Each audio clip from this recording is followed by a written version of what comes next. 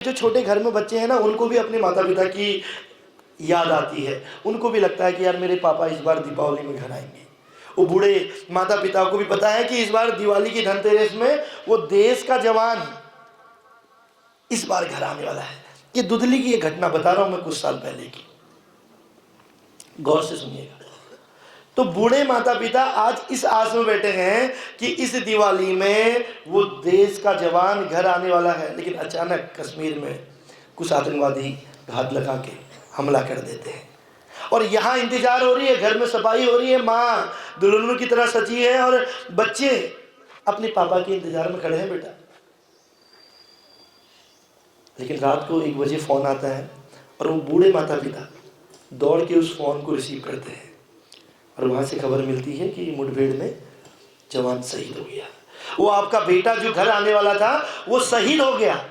सोचो उस 80 साल के पिता के मन में क्या गुजरती होगी। वो जमीन में गिर जाता है बेटा, वो धराशायी हो जाता है।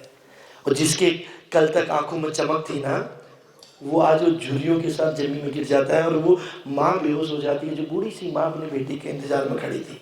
सोचिए सुबह होती है, घर में लोगों का तांता लग जाता है। जब कोई घर में शहीद होता है तो जब लोगों को पता चलता है तो पूरी भीड़, पूरा क्षेत्र सब आते हैं।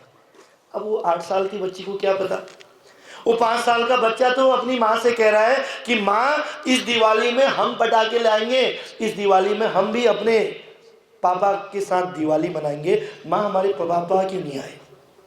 माँ निरंतर रहती है बेटा, माँ कोई उत्तर नहीं दे पाती क्योंकि वो समझा नहीं पाती है। लेकिन धीरे धीरे जब भीड़ आती है और घर के आगे तिरंगे से लिपटी हुई एक देह शरीर आता है, उस शहीद का शरीर आता है, तो वो कुछ समझे। उससे पहले जो घर खुशियों से भरा था वहां मातम पसर जाता है बेटा। सोचिए कि वो दोनों बच्चे जब उस शहीद के पास जाते हैं, उस बॉडी से लपटते हैं, तो उनके मन में क्या भाव आते होंगे।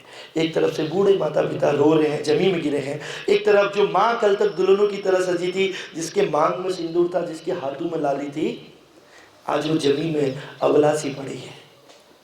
वो दोनों बच्चे उस तिरंगे से लिपट जाते हैं बेटा, और तिरंगे से लिपटते हैं, अपने पापा को मिस करते हैं, अपने पापा के को याद करते हैं, क्योंकि उनको इस दीपावली में और बच्चों की तरह भी, बच्चे तो बच्चे होते हैं, खुशियां बांटनी थी।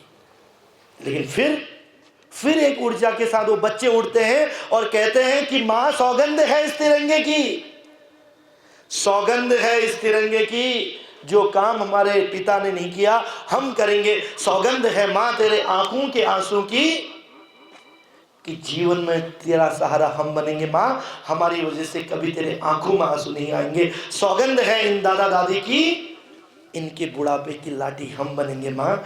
सौगंध है इस तिरंगे की, हम जीवन में कभी व्यसन नहीं करेंगे और इस आतंक के खिलाफ हम लड़ाई लड़ेंगे।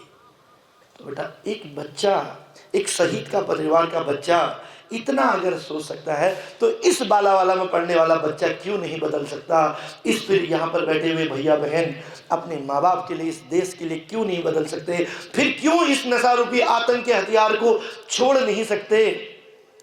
फिर क्यों किसी माँ बाप के बुढ़ापे की लाठी नहीं बन सकते?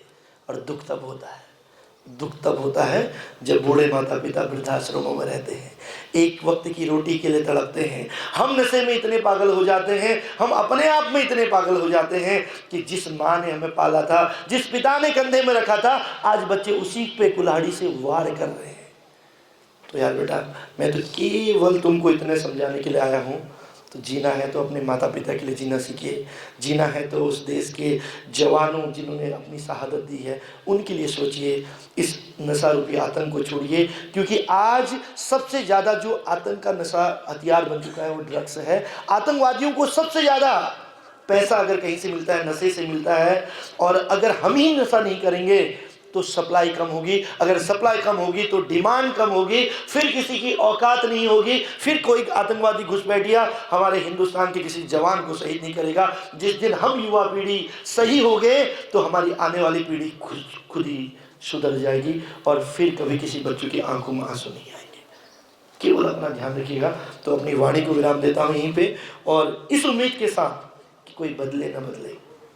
कोई सुधरे न सुधरे, कम से कम आप लोग सुधरिए, कम से कम आप अपने परिवार के लिए जीना सीखिए, कम से कम आप अपनी ताकत बनिए। तो अपनी वाणी को विराम देते हुए केवल इतना कहूँगा कि वो पथ क्या पथिक कुशलता क्या, कि वो पथ क्या पथिक कुशलता क्या, जिस पथ में बिखरे सूल न हो, नाविक की धैर्य कुशलता क्या, जब धाराएं प्रतिकूल ना हो, जब धाराएं प्रतिकूल ना हो, जब धाराएं प्रतिकूल ना हो।